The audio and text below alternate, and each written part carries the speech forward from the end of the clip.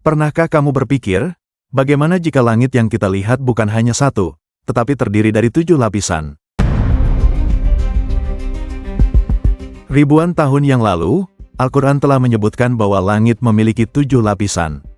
Dan yang lebih mengejutkan, penelitian sains modern baru-baru ini justru membuktikan kebenaran tersebut. Bagaimana Al-Quran bisa mengetahui fakta ilmiah ini jauh sebelum manusia memiliki teleskop canggih? Apakah ini hanya kebetulan, atau ada sesuatu yang lebih besar di baliknya? Mari kita ungkap bersama dalam video ini.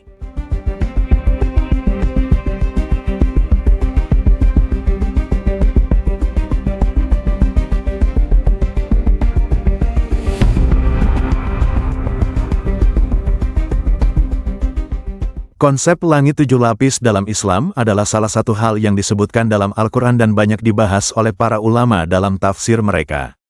Umat Islam meyakini bahwa langit bukan sekadar hamparan biru yang terlihat oleh mata, tetapi terdiri dari beberapa lapisan dengan fungsi yang berbeda. Konsep ini telah dijelaskan dalam berbagai ayat Al-Quran serta dijabarkan dalam berbagai kitab tafsir oleh ulama Islam. Allah lah yang telah menciptakan 7 lapis langit, sab'a samawatin tibaqa. Tibaq itu teman-teman susun, 1, 2, 3, 4, 5, 6, 7, bumi di bawahnya.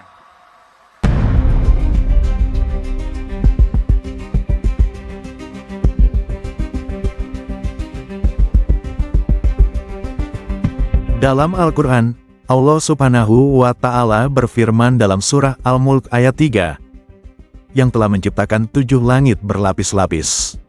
Kamu sekali-kali tidak melihat pada ciptaan Tuhan yang Maha Pemurah sesuatu yang tidak seimbang. Maka lihatlah berulang-ulang, adakah kamu lihat sesuatu yang tidak seimbang?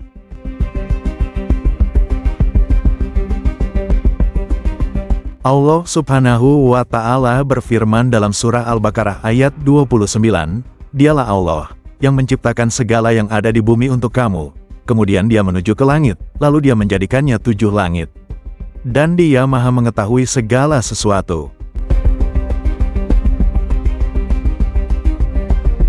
Allah Subhanahu wa Ta'ala berfirman dalam surah Al-Isra ayat 44, Langit yang 7, bumi, dan semua yang ada di dalamnya bertasbih kepada Allah. Dan tidak ada suatu pun melainkan bertasbih dengan memujinya, tetapi kamu sekalian tidak mengerti tasbih mereka. Sesungguhnya dia adalah Maha Penyantun lagi Maha Pengampun. Ayat ini dengan jelas menyatakan bahwa langit terdiri dari 7 lapisan. Tapi, apakah langit yang dimaksud hanya sekadar angkasa yang kita lihat, ataukah ada makna ilmiah di dalamnya? Mari kita bandingkan dengan temuan ilmiah modern.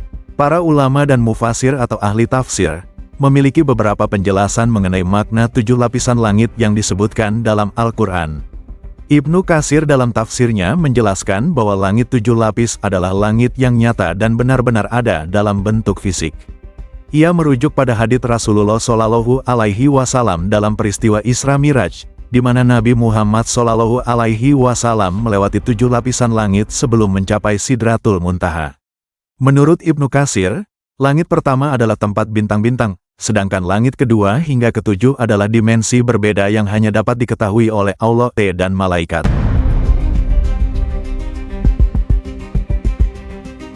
Imam Al-Qurtubi dalam tafsirnya menyebutkan bahwa 7 langit adalah 7 ciptaan Allah yang bertingkat-tingkat, dengan masing-masing memiliki penghuninya sendiri, seperti para malaikat dan makhluk lainnya yang tidak dapat dilihat oleh manusia biasa.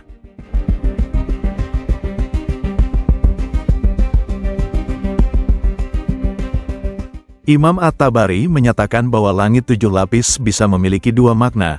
Pertama, makna fisik, yaitu benar-benar ada 7 langit yang berlapis-lapis secara fisik. Kedua, makna simbolis, yang menunjukkan kemegahan dan kebesaran penciptaan Allah. Menurut beliau, baik secara fisik maupun metaforis, penciptaan langit menunjukkan keagungan dan kekuasaan Allah Subhanahu wa Ta'ala. Fakhruddin Ar-Razi dalam tafsirnya menghubungkan konsep langit 7 lapis dengan ilmu astronomi dan filsafat, di mana ia mengusulkan bahwa langit 7 lapis bisa dikaitkan dengan orbit planet atau dimensi-dimensi alam semesta.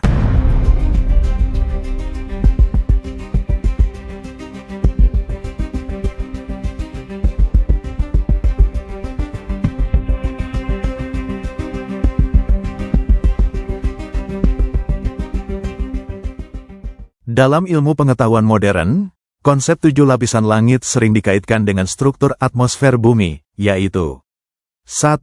Troposfer, tempat terjadinya cuaca dan kehidupan manusia. 2. Stratosfer, tempat lapisan ozon yang melindungi bumi. 3. Mesosfer, lapisan di mana meteor terbakar sebelum mencapai bumi. 4.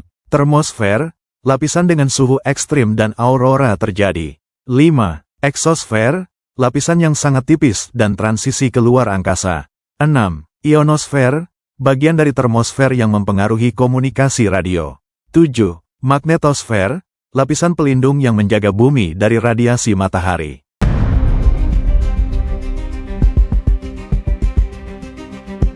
Selain itu, beberapa ilmuwan juga berpendapat bahwa konsep ini dapat dikaitkan dengan struktur kosmos, di mana alam semesta terdiri dari beberapa tingkatan yang lebih besar, mulai dari tata surya, galaksi, hingga multiverse, jika teori ini terbukti.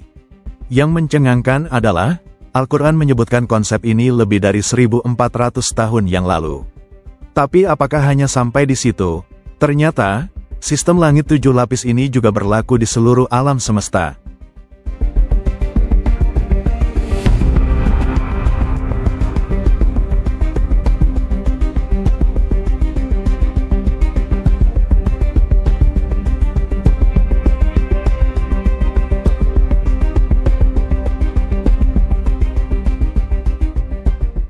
Dalam ilmu astronomi dan kosmologi, struktur alam semesta dapat dikatakan memiliki lapisan-lapisan berdasarkan skala dan hierarki keberadaannya. Para ilmuwan telah mengungkap bahwa alam semesta tersusun dalam berbagai tingkatan dari yang terkecil hingga yang terbesar, membentuk struktur yang luar biasa teratur. Berikut adalah lapisan-lapisan kosmos yang diketahui dalam sains modern. Tata surya terdiri dari matahari sebagai pusatnya, 8 planet, termasuk bumi, bulan, asteroid, komet, dan objek kecil lainnya. Gravitasi matahari menjaga keseimbangan sistem ini. 1. Matahari sebagai sumber energi utama. 2. Planet-planet yang bergerak dalam orbitnya. 3. Sabuk asteroid di antara Mars dan Jupiter. 4. Awan Oort dan sabuk Kuiper sebagai batas luar. Tata surya ini hanyalah bagian kecil dari sesuatu yang jauh lebih besar, yaitu galaksi kita. Tata surya kita terletak dalam galaksi Bima Sakti, yang merupakan galaksi spiral raksasa dengan diameter sekitar 100.000 tahun cahaya. 1. Terdiri dari ratusan miliar bintang, termasuk matahari kita. 2. Berisi nebula atau awan gas tempat lahirnya bintang-bintang baru. 3. Memiliki lubang hitam supermasif di pusatnya yang disebut Sagittarius. Bima Sakti hanyalah satu dari triliunan galaksi di alam semesta.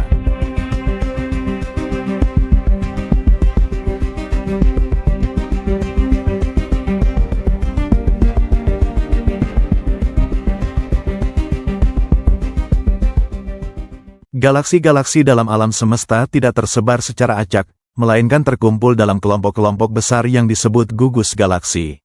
Galaksi Bima Sakti termasuk dalam gugus Virgo yang berisi sekitar 2000 galaksi. Gugus galaksi ini memiliki gravitasi yang cukup besar untuk mempertahankan bentuknya. Namun, gugus galaksi juga hanyalah bagian dari struktur yang lebih besar lagi. Di tingkat yang lebih tinggi, gugus galaksi ini membentuk struktur supergugus galaksi yang lebih luas.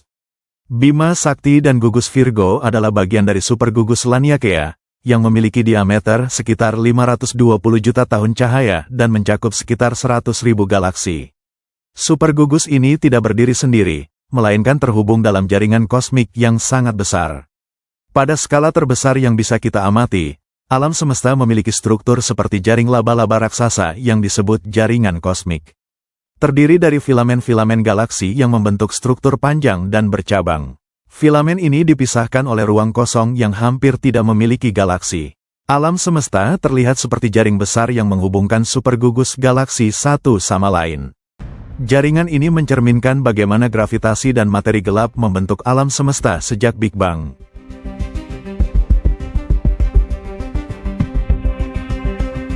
Sejauh ini, manusia hanya bisa mengamati bagian alam semesta yang cahayanya telah mencapai kita sejak Big Bang, yang disebut Observable Universe. Memiliki diameter sekitar 93 miliar tahun cahaya. diperkirakan mengandung triliunan galaksi. Masih banyak misteri tentang apa yang ada di luar cakrawala kosmik yang belum bisa kita amati.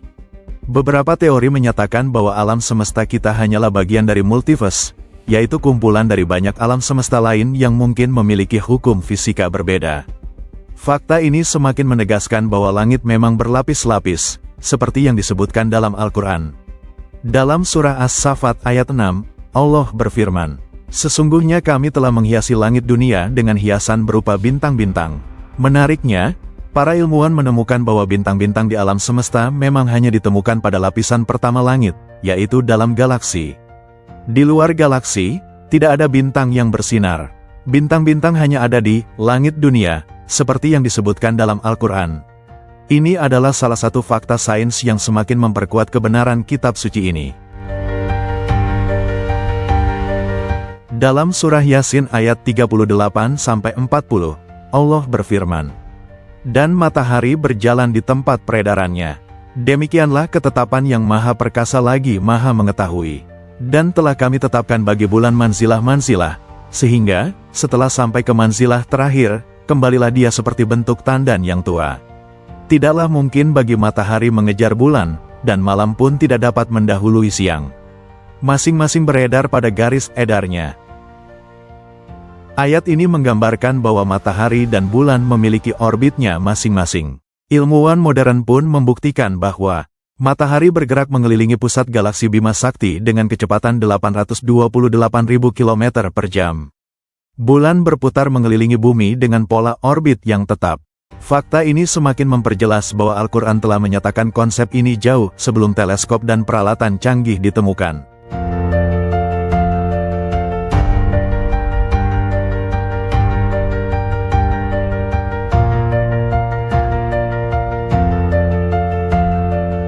Fakta-fakta ini bukan hanya kebetulan. Al-Quran telah mengungkapkan banyak hal yang baru terbukti dalam sains modern.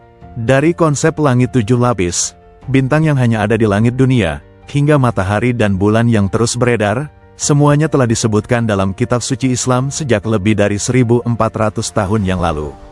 Lalu, pertanyaannya sekarang, bagaimana mungkin manusia di zaman dulu bisa mengetahui semua ini tanpa teknologi?